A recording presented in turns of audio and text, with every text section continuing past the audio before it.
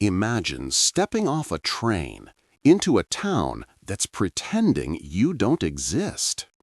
Dawn light cuts across the empty platform as the congressman arrives. Pressed suit, steady stride, the kind of presence that usually draws attention. But here, nobody shows. No welcoming committee, not even a curious glance from behind a window. Just a wooden post holding a single sheet of paper that flutters in the breeze. He notices it immediately, walks over, reads 4 words written in a rushed hand. Leave before nightfall. No threats shouted from the shadows, no crowd gathering to insist he doesn't belong. The danger is quieter than that, calculated, practiced, meant to make him understand he's already trespassing on borrowed time. He folds the note once, slowly, not with fear, but with recognition. He's seen warnings like this before, scattered across counties where the law claims neutrality while looking the other way.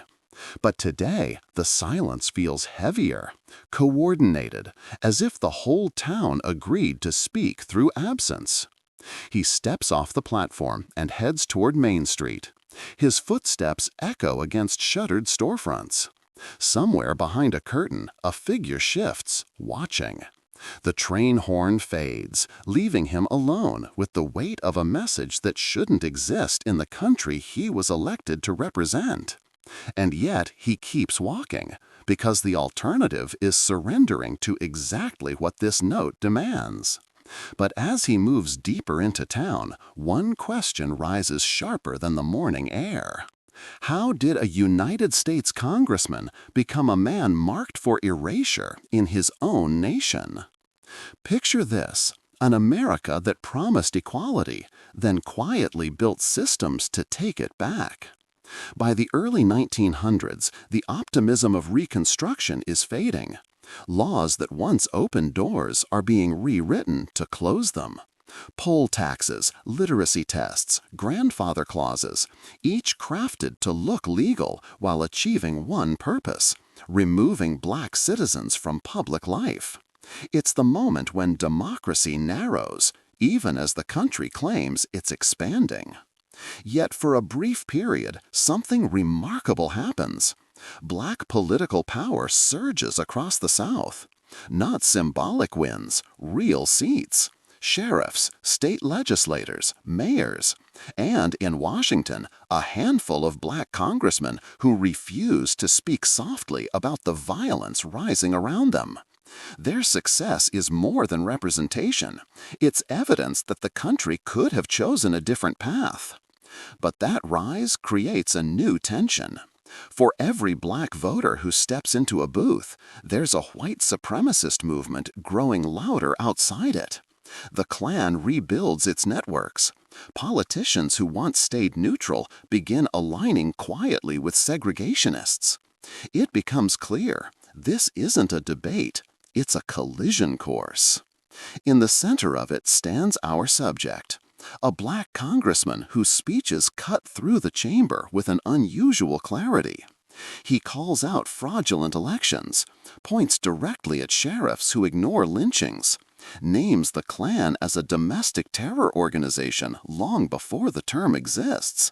In a political world built on caution, he chooses confrontation. That act alone reshapes how people see him. To black communities across the South, he becomes a lifeline, someone using federal power to defend voters who have none. To white supremacists, he becomes a symbol that must be broken.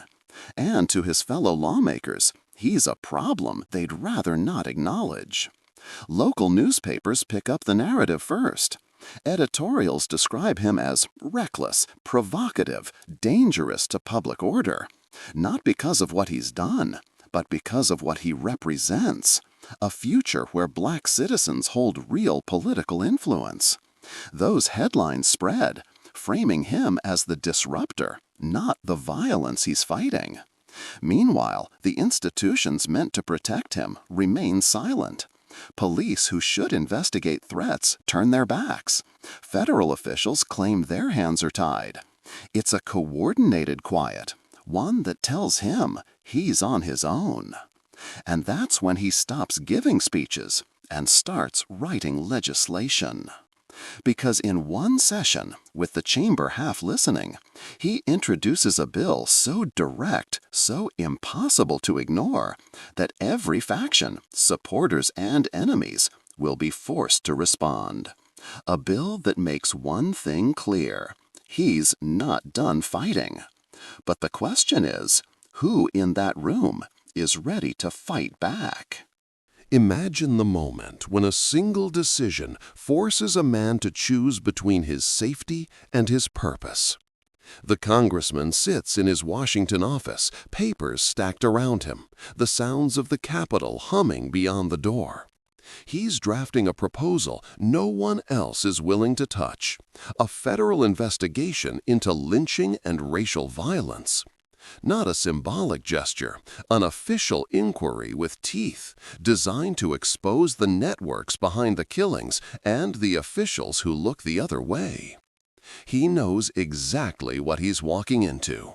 Lynching isn't just violence, it's a system, a strategy used to dismantle black political power county by county. And he believes the federal government can no longer pretend it's a series of isolated crimes. As he prepares to introduce the bill, his political allies pull him aside. Not in anger, quietly, almost pleading. They tell him this fight isn't winnable, that the Southern Bloc will crush it, that the Klan isn't just wearing hoods at night. It has friends in Congress, on police forces, in state offices. Then comes the starkest warning. Pushing this investigation might end his career, or worse. It's the first time he hears that phrase spoken so plainly, and it lands with weight. Fear isn't his motivator, but clarity is. If the people closest to him are this scared, the threat is real. Then something unexpected happens. Mail begins arriving in bags, literal bags, carried into his office twice a day. Letters from black families across the country. Parents writing about sons taken from jail cells. Women describing husbands dragged from their homes. Sharecroppers detailing how the threat of lynching is used to keep them from voting. The letters aren't poetic, they're desperate, direct. They come from people who have no influence, no protection, and no one left to speak to. And what strikes him most is that none of them ask for safety, they ask for action. A smart line here. This was the moment when private suffering became public evidence, and he understood the responsibility wasn't theoretical anymore. With every envelope opened, his resolve hardens. The warning from his colleagues becomes background noise. The bill becomes more than legislation. It becomes a line he refuses to step back from. So he moves forward. He schedules meetings. He drafts testimony. He contacts journalists willing to cover the issue. He walks into committee rooms knowing most people there hope he'll drop it. But then something subtle shifts. One morning, his aide hands him a small stack of papers, copies of his own travel itinerary, places he visited, times he arrived, notes taken in handwriting no one in his office recognizes. Someone has been tracking him, closely, carefully, not for a story, for something else. And so the question rises, if his movements are no longer private, what happens when he steps into the next room to present the bill? Picture this, a movement gaining strength just as its enemies decide to crush it. As word spreads about the congressman's bill, the Klan responds with coordination, not chaos.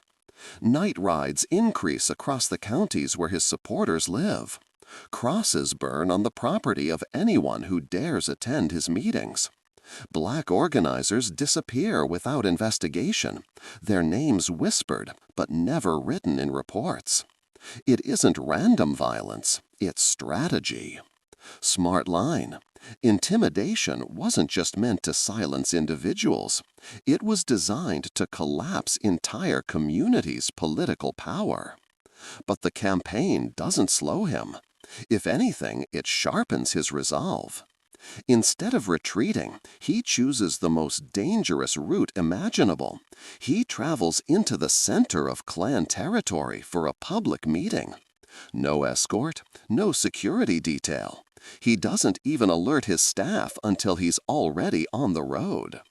When he arrives, locals rush toward him, not to welcome him, but to warn him.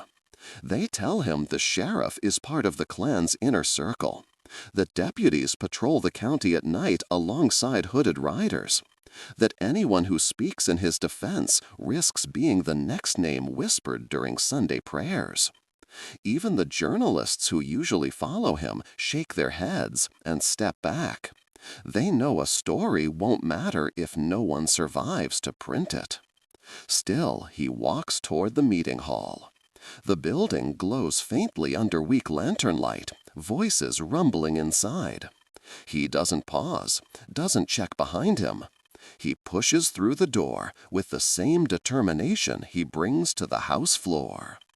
Inside, the room is full. Supporters, skeptics, people who came because they believe change is possible, and people who came because they're waiting for proof it's not.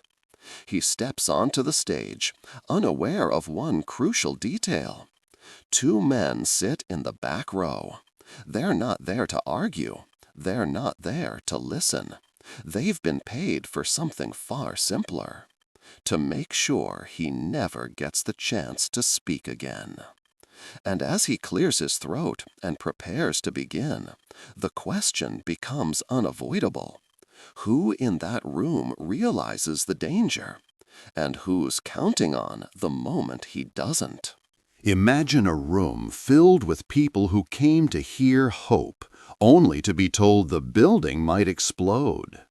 Midway through the meeting, a deputy bursts through the doors and announces a bomb threat. Panic spreads instantly. Chairs scrape. Families grab their children.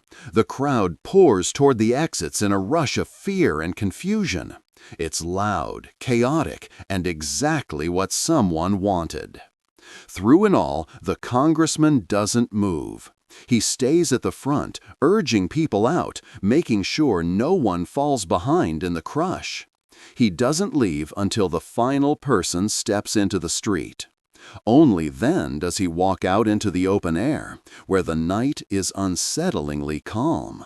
No bomb squad, no investigation, just the quiet confirmation that the threat was never meant to blow up the building. Only the meeting. Through it all, the congressman doesn't move. He stays at the front, urging people out, making sure no one falls behind in the crush. He doesn't leave until the final person steps into the street. Only then does he walk out into the open air, where the night is unsettlingly calm. No bomb squad, no investigation, just the quiet confirmation that the threat was never meant to blow up the building. Only the meeting. Smart line. In the Jim Crow South, a threat didn't need to be real to achieve its purpose. It only needed to be believed. He heads back to Washington expecting fallout, but he's not prepared for what waits in the chamber. While he was facing threats on the ground, his colleagues were preparing an attack of their own. A formal motion to censure him. The charge: his agitation threatens national stability. Not the lynchings he's trying to stop, not the Klan's terror campaign, his insistence on exposing it. It's a calculated shift. Turn the man challenging violence into the source of it. Behind closed doors, party leaders summon him. Their tone is somber, practiced. They tell him they admire his courage. They tell him history may vindicate him. Then they tell him something else. They cannot protect him anymore. The political cost is too high. The pressure from Southern members is too strong. He is now a liability. He walks out realizing the threat isn't just from the men in hoods. It's inside the institution he serves. That night, back at his boarding house, a telegram is slipped under his door. No signature, no sender. Just 8 words, written with the confidence of someone who expects to be obeyed. You won't make it through election season. And the question hangs in the room. Is this a warning or a schedule? Imagine an election where one side is allowed to vote freely and the other must walk through intimidation just to reach the door. As election season begins, the atmosphere changes, not gradually, immediately.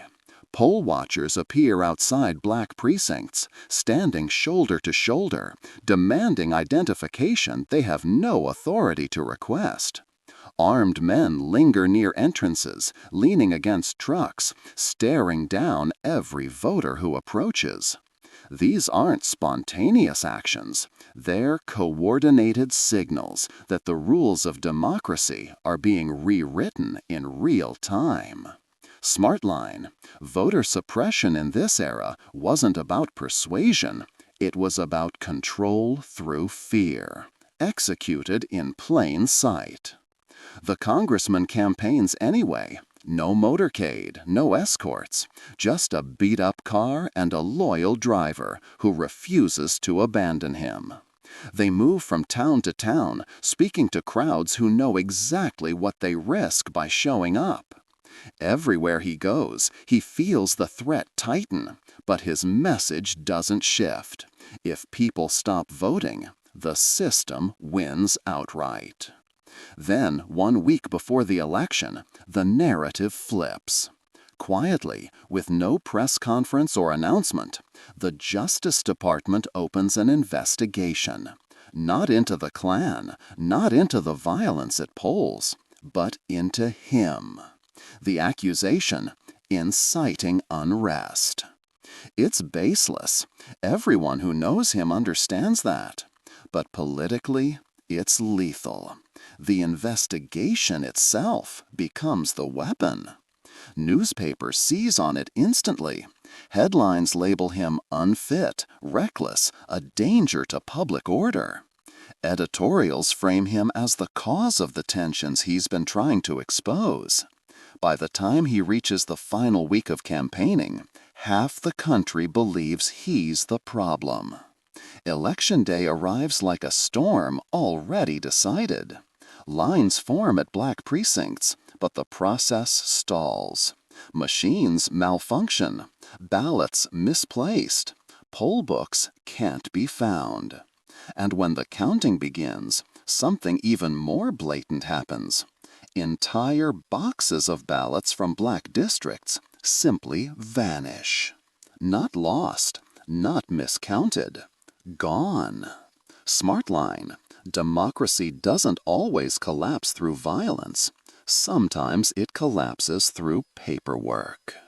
By nightfall, the results are in. He loses, not because the voters changed their minds, but because the system changed the outcome. It's a defeat engineered through threats, manipulation, and silence from the very institutions sworn to protect the process. He sits with the news, not shocked, but hollowed by the brazenness of it. They didn't beat him at the polls. They removed the polls from the equation. But here's what no one in the back rooms anticipated. Not the party leaders, not the Klan, not the officials who signed off on the investigation. Losing his seat doesn't end his fight. It frees him to start a new one. And the question they never thought to ask is the one that now matters most. What does a silenced congressman do when he no longer has anything to lose? Imagine a man forced out of power, only to become more dangerous to his opponents once he's free from their rules. When the congressman leaves Washington, he doesn't slow down. There's no retirement, no retreat, no settling into quiet dignity. He steps directly into the work Congress refused to touch. He joins national civil rights groups that operate on shoestring budgets but carry the weight of communities that have no other voice. They hand him stacks of affidavits, field notes, and witness statements. He begins writing reports, precise, documented, undeniable accounts of voter suppression. Reports that future lawmakers will cite long after his name fades. Smart line? Even without a title, he understood that information could outlast intimidation. He travels constantly. Small towns, isolated counties, places where the Klan isn't a rumor but a routine. He interviews families who lost sons to mob violence. He records dates, locations, names.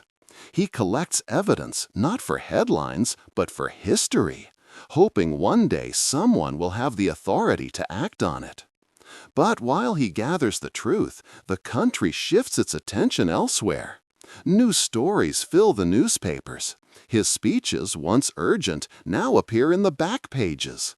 The bill he fought for is buried without debate. His warnings about coordinated racial terror are dismissed as exaggeration. He watches as the nation chooses comfort over confrontation. And slowly, his legacy becomes distorted. The mobs are remembered, the chaos is remembered, the violence becomes infamous. But the man who tried to stop it, the congressman who spent 2 decades documenting a system most leaders pretended didn't exist, slips into obscurity. His work becomes footnotes. His name becomes a trivia question even his allies can't always recall. Yet in a box of old papers, his handwriting still tells a different story. Decades before anyone else said it publicly, he wrote a quiet prediction, a single line about what would happen if voter suppression was allowed to evolve unchecked. A prediction no one listened to at the time. And the question now is simple. What did he see coming that the rest of the country refused to believe? Imagine opening a forgotten notebook and realizing the past wasn't a different world, it was a warning. The congressman never lived to see the marches of the 1950s and 60s, but his work moves through them like an unseen current. The affidavits he collected become models for later investigations. His early reports on coordinated voter suppression match almost word for word the tactics civil rights organizers confront half a century later. Everything he documented, purged rolls, missing ballots, intimidation at polling sites, reappears under new names, in new laws, in new forms. Smart line? History rarely repeats itself exactly, but systems of power tend to recycle their most effective strategies.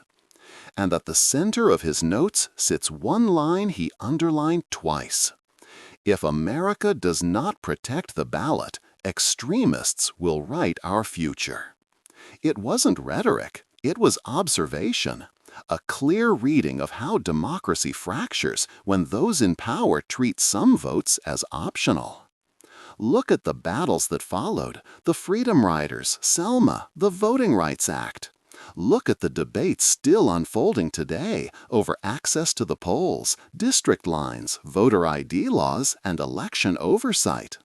His message threads through it all, a reminder that the fight didn't start in the television era and it won't end with a single law or a single generation. He saw the danger early, he documented it relentlessly, and even though his name faded from the headlines, his warning didn't fade with it. He was silenced in his time, but his warning is the loudest echo in ours.